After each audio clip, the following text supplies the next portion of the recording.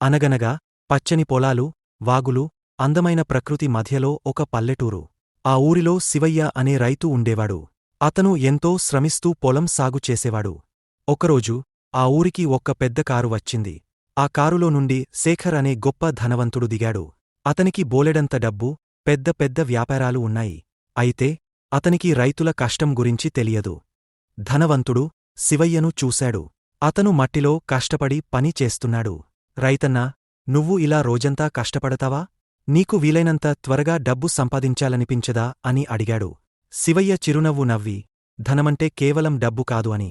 శేఖర్ శివయ్యను పరీక్షించాలనుకున్నాడు.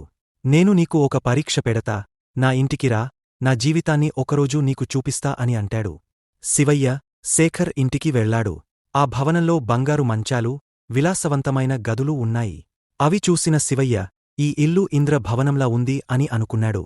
రాత్రి శివయ్య నిద్రపోవడానికి ప్రయత్నించాడు. పక్కనే బిగ్గరగా కేకలు పెట్టే పార్టీ. అయ్యో, ఇక్కడ ప్రశాంతంగా నిద్రపోవడం కూడా కష్టమా అని తనలో తాను అనుకున్నాడు. శివయ్య మరుసటి రోజు తన పొలానికి తిరిగ వచ్చాడు. మిగిలిన రైతులు, తోబుట్టువులతో నవ్వుతూ మాట్లాడాడు. ఇక్కడ ప్రశాంతత మరియు నా శ్రమకు విలువ ఉంది. శేఖర్ పొలానికి వచ్చి రామయ్యను చూసి ఆశ్చర్యపోయాడు. నిజమే శివయ్య, డబ్బున్నా సంతోషం లేనప్పుడు దానికి విలువలేదు. శేఖర్ మరియు శివయ్య అక్కడున్న వారితో కలిసి ఆనందంగా భోజనం చేశారు. శేఖర్ కూడా ఓ చిన్న పొలం కొనుగోలు చేసి అప్పటినుండి తన చేతితోనే పనిచేస్తూ సంతోషంగా జీవించసాగాడు. Please like, subscribe our channel.